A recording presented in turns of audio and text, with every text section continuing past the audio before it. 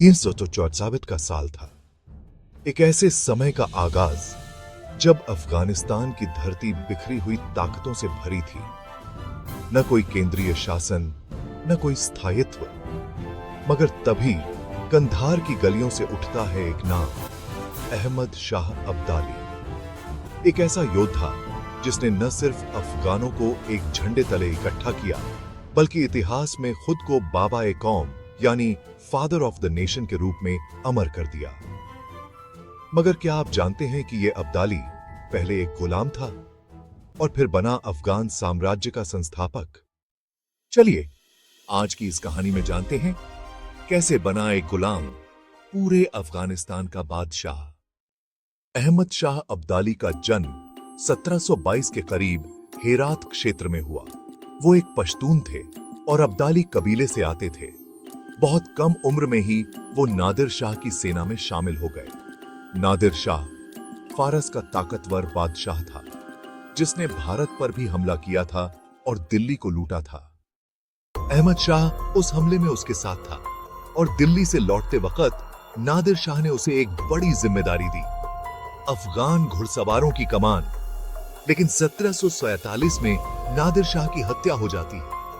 अब सवाल यह था कि इतने बड़े साम्राज्य का वारिस कौन होगा, और यहीं से शुरू होती है अब्दाली की असली कहानी।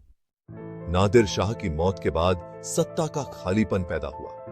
अफगान सरदारों की एक बैठक बुलाई गई, लोया जिरगा, और सभी की सहमति से अहमद शाह को अफगानों का नेता घोषित कर दिया गया।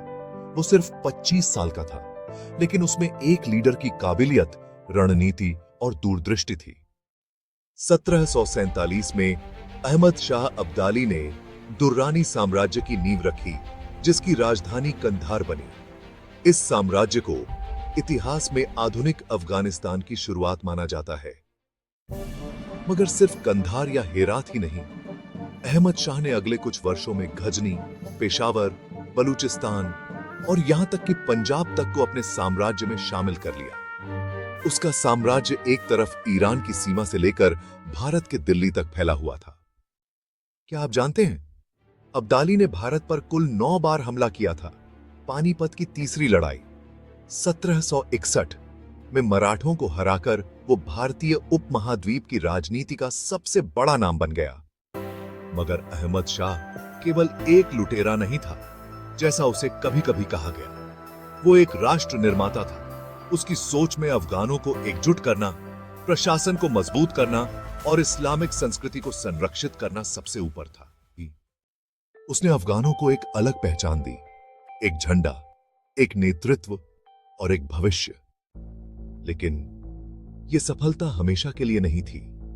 जैसे जैसे उसकी उम्र बढ़ी, बीमारियां बढ़ने लगीं। शासन की जिम्मेदारी भी मुश्किल हो रही थी। 1772 में काबुल में उसकी मौत हो गई। लेकिन जाते जाते वो अफगान इतिहास को एक नई दिशा दे चुका था। आज भी अफगानिस्तान में उसे अहमद शाह बाबा के नाम से याद किया जाता है, the father of the nation.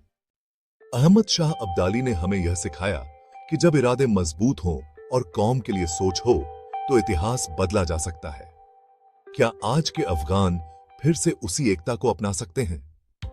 अगर आपको यह कहानी पसंद आई हो और आप इतिहास की गहराई में जाना चाहते हैं, तो हिस्ट्री विजन चैनल को जरूर सब्सक्राइब करें। इतिहास उन्हीं का होता है जो उसे जानने की कोशिश करते हैं। अगर आप भी सच्ची कहानियों से जुड़ना चाहते हैं, तो एक लाइक और सब्सक्राइब आपके समर्थन की आवाज बनेगा। अगली कहानी देखने के लिए हमारे अफगानिस्तान सीरीज की प्लेलिस्ट को जरूर देखें, ताकि अगला वीडियो अपने आप आपके सामने आ